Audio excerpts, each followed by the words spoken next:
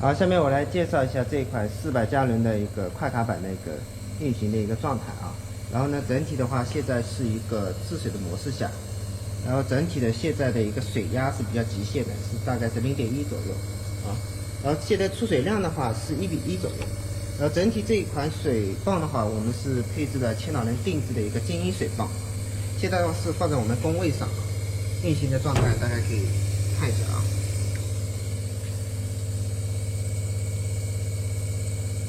好，现在的话，刚才有看到大家是就是说我们的一个工作噪声的话，大概是66左右。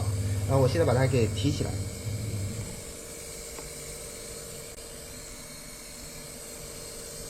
好，刚才的话就是大家有看到是57左右，所以说整体在运行过程中的话，它的一个声音的话，是比较轻的。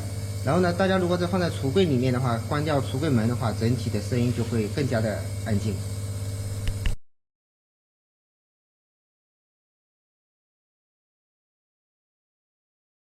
好，现在这款机器的话，我们换上了一个3角洲的水泵，啊，大家可以看一下。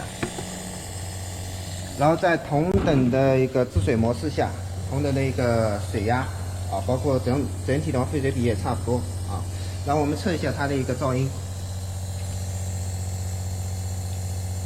好，整体的话是有一个波动，大概70、72、3的样子啊。然后我们这边把它给提起来看一下。大概在62左右，所以说整体的话，三角洲的水泵加压效果的话，可能并不是太平顺，所以说它包括的话，摆放啊，跟那个提起来的话，加压的话，跟我们这个定制的水泵的话，噪音角度来讲的话，可能差个3到5个一个分贝的样子。